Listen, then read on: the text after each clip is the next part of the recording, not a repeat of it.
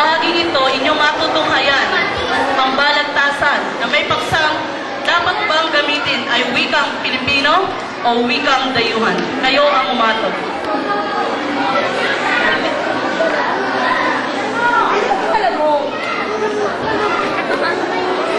Ano ang dapat gamitin?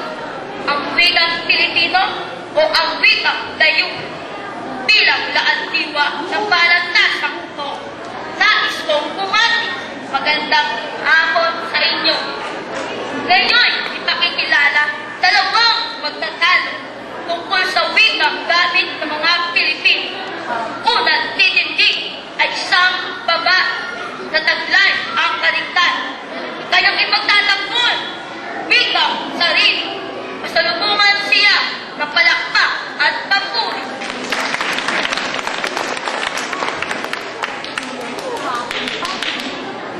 Magmula nung ako ay isilang, may wika na ako sa lahat ng kabuhay.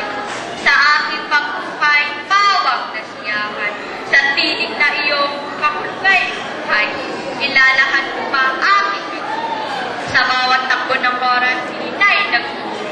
Paggagal sa salitang pawang Pilipino, aking nakalakan, ngayo'y tabi. Ngayo'y di mapaali sa kanyang upuan, kanyang ipagtatanggol, wikang dayuhan, isang pinipiling taglay ang kaligtan. Kasalubungan natin ngayon, pasigabong palakpakan.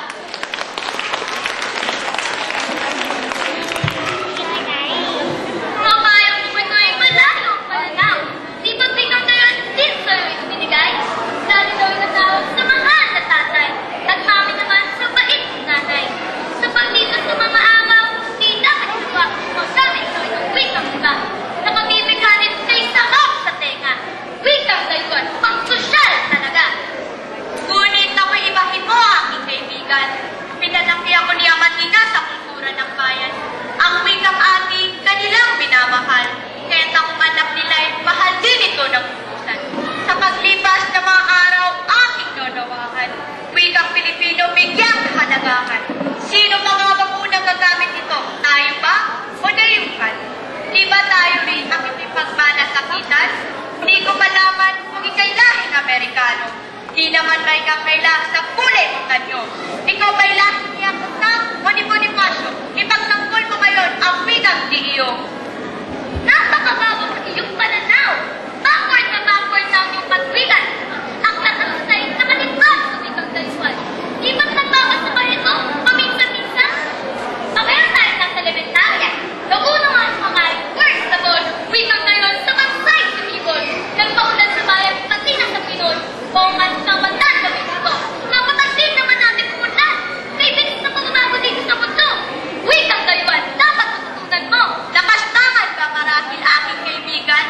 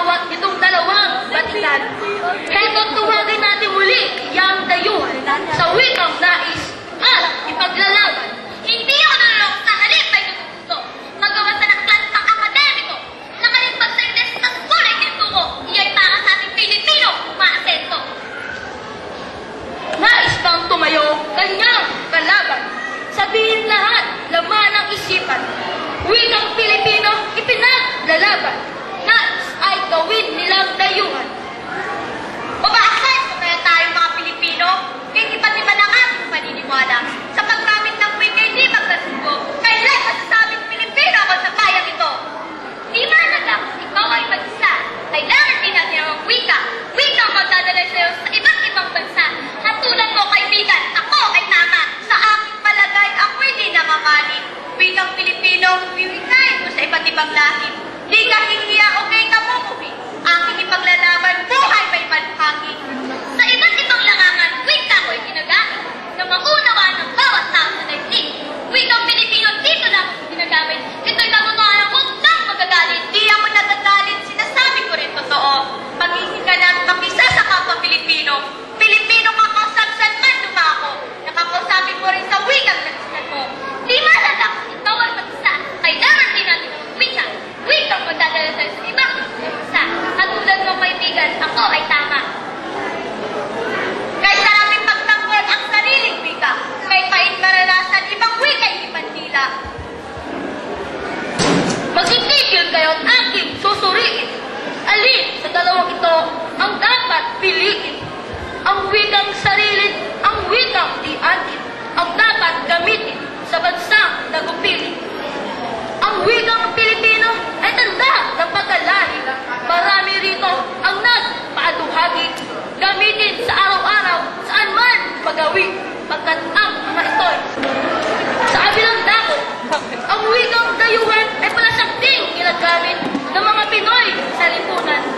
Pagkat wika natin, tanda ng kaunlaran, di matatawaran, wikang international. Sa pagtimbang-timbang kung alin ang dapat, ang masasabi ko'y pareho lang patas.